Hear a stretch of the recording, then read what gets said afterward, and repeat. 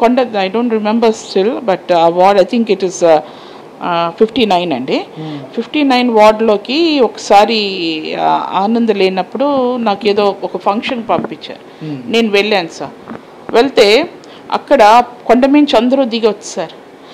గత 20 సంవత్సరాల నుంచి ప్రతి ఎమ్మెల్యేని మాకు ఇక్కడ రోడ్ వేయమని అడుగుతున్నాం ఎన్నోసార్లు. ఇప్పుడు సిట్టింగ్ ఎమ్మెల్యేని కూడా ఎన్నోసార్లు ఆయన ప్రామిస్ చేసి ఎన్నోసార్లు కొబ్బరికాయ కొట్టారు కూడా, కానీ ఇప్పటికి వచ్చి మాకు రోడ్ రాలా. కానీ ఆనంద్ బాబు గడప గడపకి వచ్చినప్పుడు మేము చెప్తే మళ్ళీ నెల తిరగకుండానే మాకు ఇక్కడ రోడ్ వచ్చిందని చెప్పి మొత్తం వాళ్ళందరూ కిందకి దిగి వచ్చి చెప్పడం జరిగింది సార్.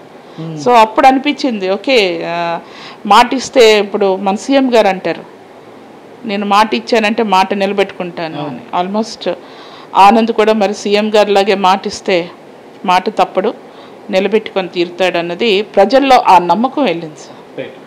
మేడం, ఫైనల్గా అంటే ఈ వాలంటీర్ విషయంలో ఇప్పుడు తాజాగా కొన్ని ఆరోపణలు టీడీపీ వాళ్ళు చేస్తున్నారు. వాలంటీర్లు అంటే అంటే వాళ్ళని ఏ రకంగా అంటే చాలా పీక్ స్థాయికి తీసుకెళ్ళిపోయిన పరిస్థితి కనిపిస్తుంది విమర్శల విషయంలో. దీన్ని మీరు ఏ రకంగా చూస్తారు? సార్ ఇది చాలా అన్యాయం అండి. ఎప్పుడైనా కూడా ఈ టీడీపీ వాళ్ళు ఎందుకు ఇలాంటి స్థితికి వెళ్ళారో నాకు తెలియదు, కానీ ఐ హ్యావ్ సీన్ గీతాంజలి's డెత్ అండి. ఇది వాళ్ళు తెలిసి చేశారో తెలియక చేశారో నాకు తెలియదు, కానీ ఒక వ్యక్తిని బ్యాడ్గా క్రియేట్ చేయడం, క్యారెక్టర్ని బ్యాడ్గా క్రియేట్ చేయడం అన్నది చాలా తప్పండి. దే హ్యావ్ నో రైట్స్ ఎవరికైనా, అది ఏ పార్టీ వాళ్ళకైనా. అది only not only for TDP అండి, వైఎస్ఆర్సీపీ పార్టీకైనా లేకపోతే మిగతా జనసేన కావచ్చు, what you call that BJP కావచ్చు, ఎవరికైనా కూడా ఎదుటివాడి క్యారెక్టర్ మీద మాట్లాడే హక్కు ఎవరికీ లేదండి. అదేవిధంగా నిన్న కూడా నేను విన్నానండి, అంటే హవెంట్ సీన్ ఇట్, బట్ చాలామంది వచ్చి నాతో చెప్పారు వాలంటీర్స్ కూడా టెర్రరిస్టుల కింద మాట్లాడడం అంది. ఎవరికి కూడా వాళ్ళ గురించి ఒక్క మాట అనే రైట్ లేదు సార్. వాళ్ళు సేవ చేస్తున్నారు, పబ్లిక్కి సేవ చేస్తున్నారు. గవర్నమెంట్ దానికి ఏం డబ్బులు పే చేయటం లేదండి. వాళ్ళు చేస్తున్న సేవకి గౌరవ వేతనం ఇస్తున్నారు. అదే గౌరవ వేతనం ఒక కౌన్సిలర్ తీసుకుంటున్నారు, ఒక సర్పంచ్ తీసుకుంటున్నారు, అలాగే ఒక చైర్పర్సన్గా నేను తీసుకుంటున్నాను, ఒక ఎమ్మెల్యే తీసుకుంటున్నాడు, ఎంపీ తీసుకుని, even CM also, maybe even PM also. ప్రతి వాళ్ళకి గౌరవ వేతనం అని ఉంటుంది. ఈ గౌరవ వేతనం ఇచ్చిన వాళ్ళందరూ కూడా you can't call them as government servants. మాకు హక్కు ఉంది, మాకు గౌరవ వేతనం ఇచ్చినా కూడా పబ్లిక్లోకి వెళ్ళి ఓటు అడిగే హక్కు మాకు ఉన్నప్పుడు అదే గౌరవ వేతనం తీసుకుంటున్న వాలంటీర్స్ ఎందుకు హక్కు ఉండదండి? వాళ్ళు నోరు లేని వాళ్ళు, చిన్నవాళ్ళు కాబట్టి వాళ్ళు నోరు నొక్కేస్తున్నారా?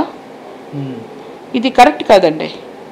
వాళ్ళని అడిగే హక్కు లేదు ఎవరికి, గవర్నమెంట్ కాదు కదా, even what you call that election commission కూడా ఆ మాట అనే హక్కు లేదు. అలాంటప్పుడు మమ్మల్ని కూడా కూర్చోమనొచ్చు కదా. మాకు మాత్రం ఎలా ఉంటుంది రైట్ వాళ్ళకి లేనప్పుడు? ఇది ఎందుకు ఆలోచించరు? వాళ్ళతో సేవ చేయించుకున్నాం, వాళ్ళు చేసిన సేవకి even collector also won't do that. వాళ్ళు చేసినంత service even collector won't do it.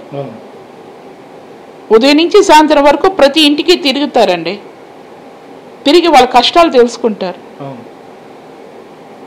అది తప్ప? అది ఏ గవర్నమెంట్ ఆఫీసర్ చేస్తున్నారు చెప్పండి నాకు. నేను ఎలమంచిల్ మున్సిపాలిటీలో ఉన్నానండి, మా ఆఫీసర్స్ అందరికీ తెలుసండి ఎలమంచిల్లో ఉన్న ప్రజల గురించి, వాళ్ళ అవసరాల గురించి, వాళ్ళ సమస్యల గురించి ఏమన్నా తెలుసా? No one knows. Even commissioner also doesn't know anything. తెలీదు. ఎప్పుడైనా ఈరోజు నేను జగన్మోహన్ రెడ్డి గారి గవర్నెన్స్ ఎలా ఉన్నదని ఒక విషయంలో చెప్తాను సార్. నేను ఒక సర్పంచ్గా చేశాను, ఇప్పుడు ఒక మున్సిపల్ చైర్పర్సన్గా చేస్తున్నాను ఒక మున్సిపాలిటీకి.